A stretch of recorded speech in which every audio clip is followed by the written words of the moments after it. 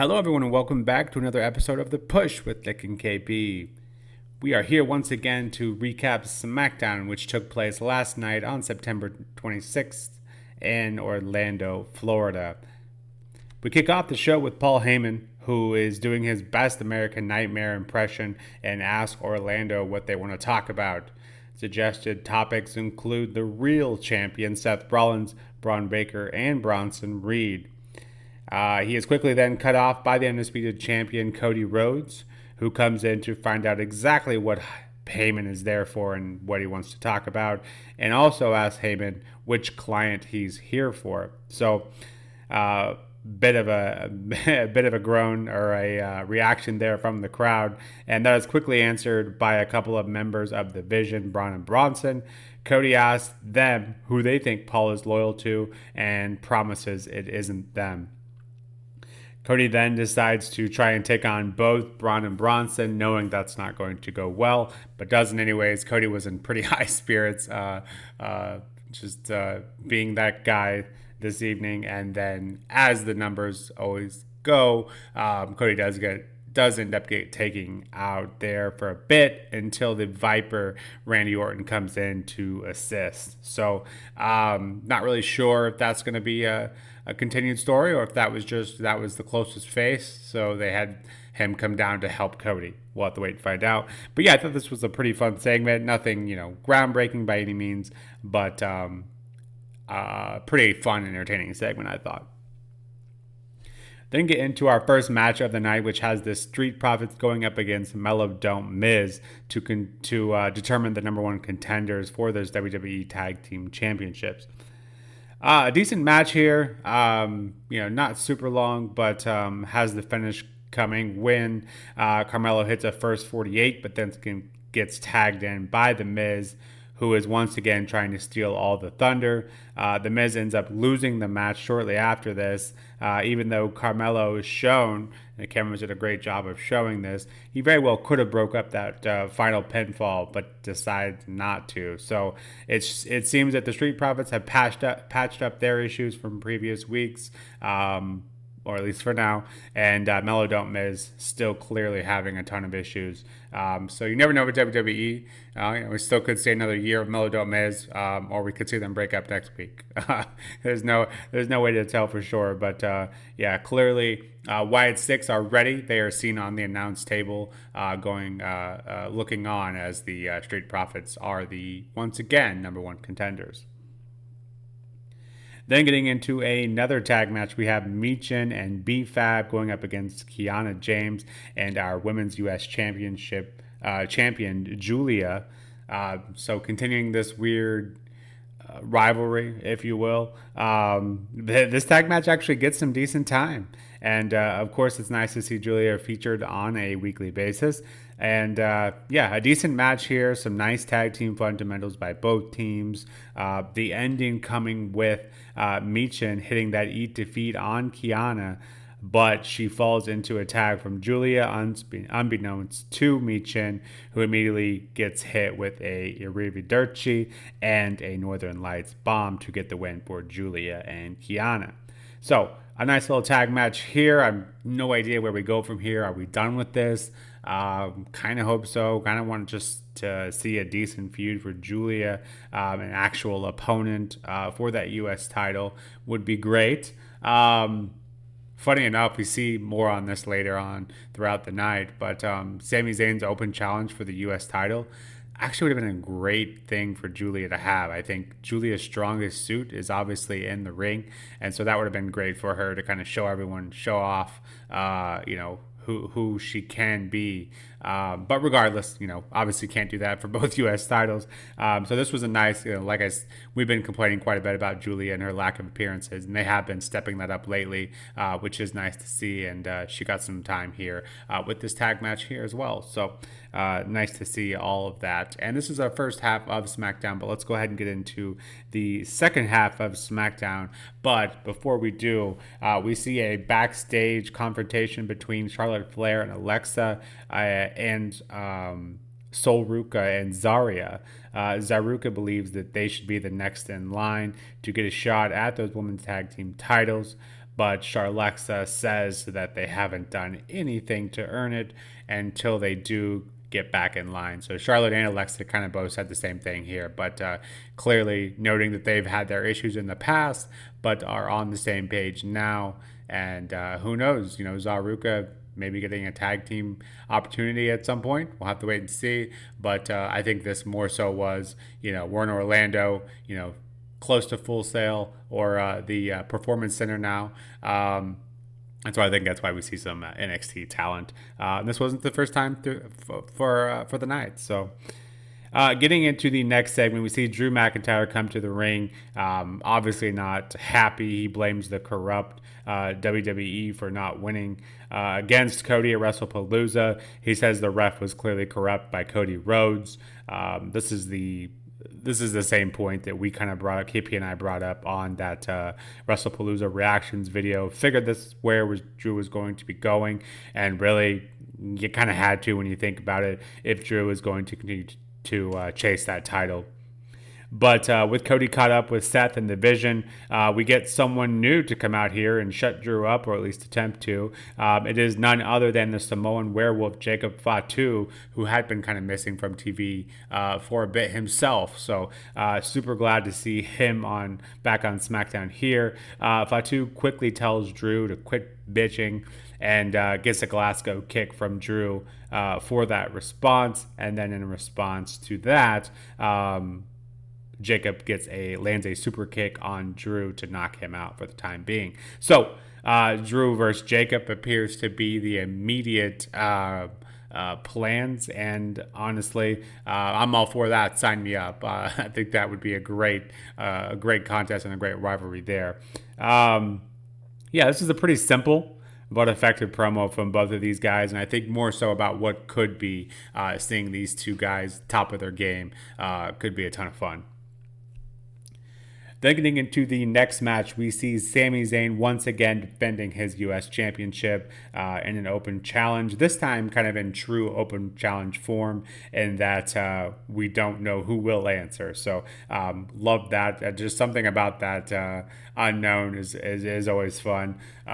This time it's answered by, and I mentioned a bit earlier, NXT's own Javon Evans. So clearly taking advantage of that close proximity of NXT in the Performance Center. If you've never watched NXT or don't watch NXT and have never seen Javon Evans, you were in for a treat here. His gimmick is basically that he is bouncy, and this is true.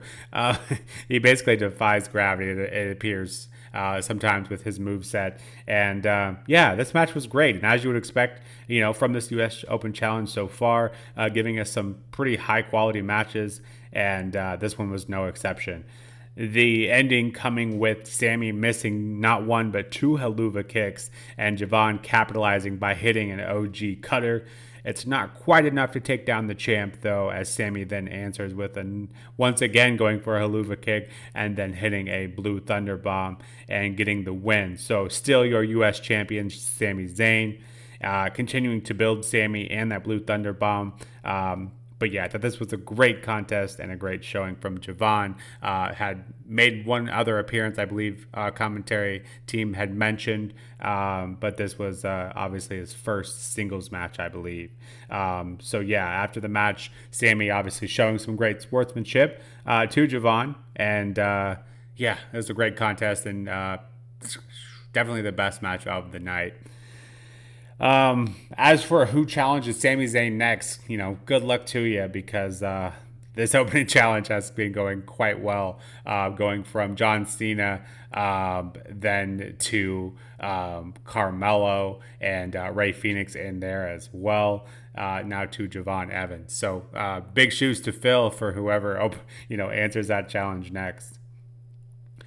We then get into the main event, which is going to be a talking point and probably the longest part of this video, unfortunately, for this particular video.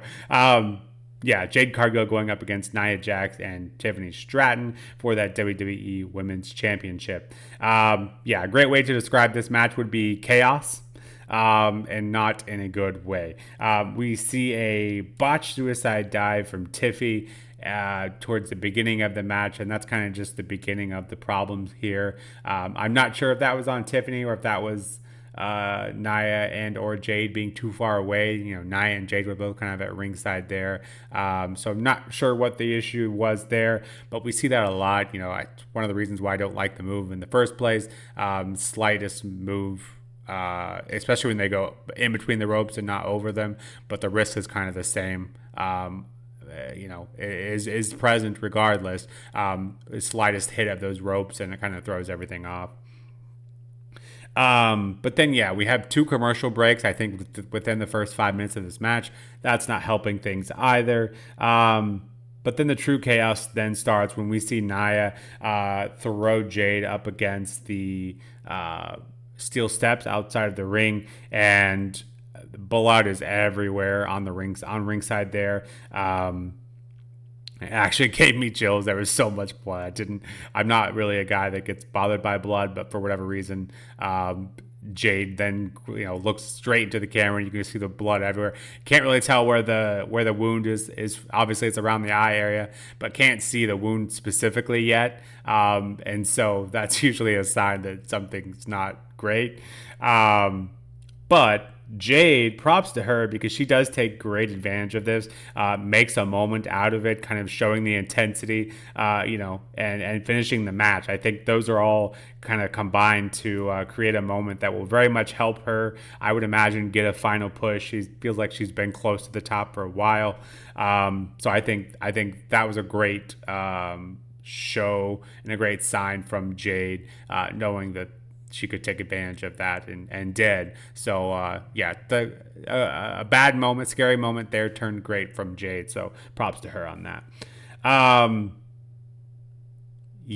This is awesome chants from the crowd somehow up until then, because I think it was a pretty decent match. Obviously, they got to see more of it, the live Orlando crowd there.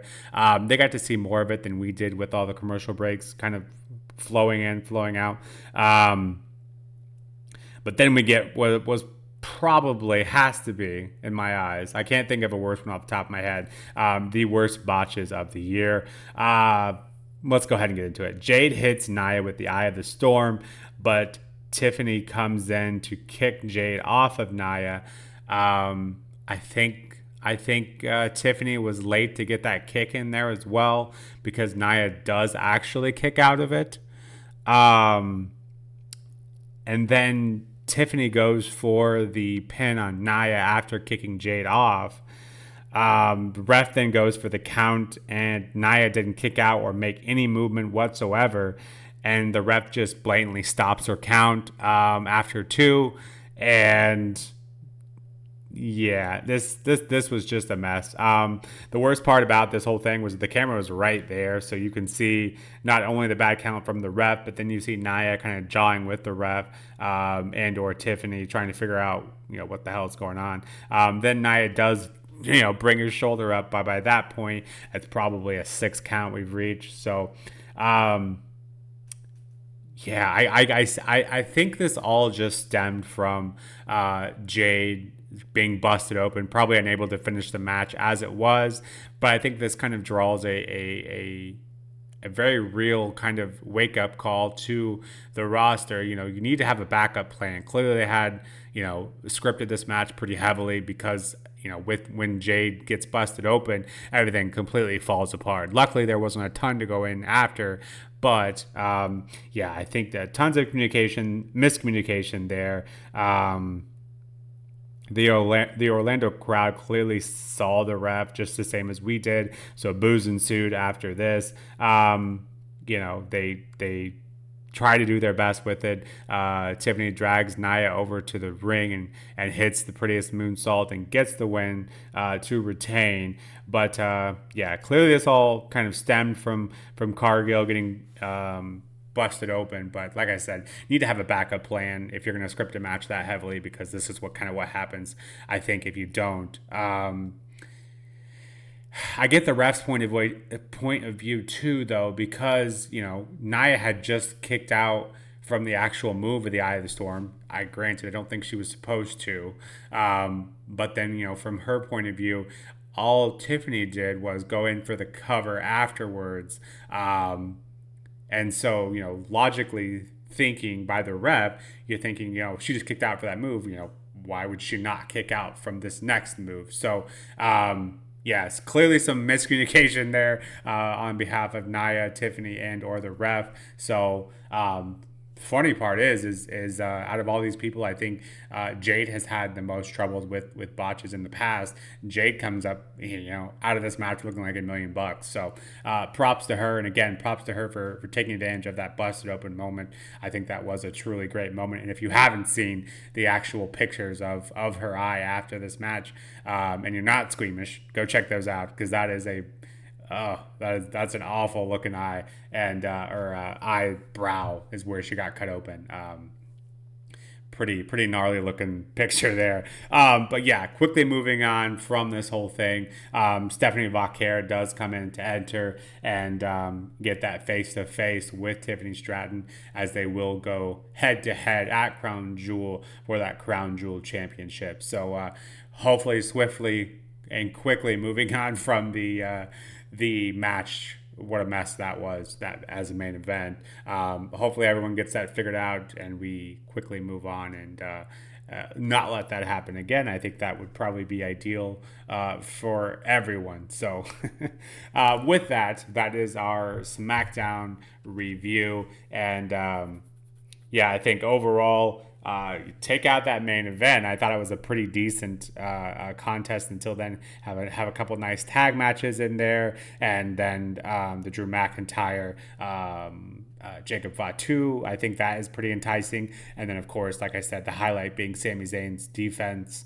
against Javon Evans was an incredible matchup as well. Main event was going well until it wasn't, and then chaos ensued, and that probably took up half of this video, unfortunately. But it is a talking point, so we'll have to see where they go from there. Obviously, Tiffany has her hands full with Vaquer going forward, even though she's not in jeopardy of losing that title. We'll have to see where Jade and Nia fit into all that going forward. But yeah, overall, I'll give this a 7 out of 10. It feels like we were making a step in the right direction. And it's just hard to walk away from that main event without thinking about how terribly it went. So unfortunately, that did bring it down a bit. But other than that, a decent episode of SmackDown. But yeah, with that, this is our SmackDown recap, and this has been The Push with Nick and KP. If you like what we're putting out there, please let us know in the comments below, or just want to get your opinion out on there for this matchup. It was that main event, obviously, being a bit of a rough spot, but yeah, with that, we have the NXT No Mercy reactions coming up shortly, and as we continue our WrestleMania project here as well. And of course, we'll have Raw, NXT, and SmackDown for next week coming up soon. But with that, this has been The Push with Nick and KP, and until next time, we'll see you then. Take care.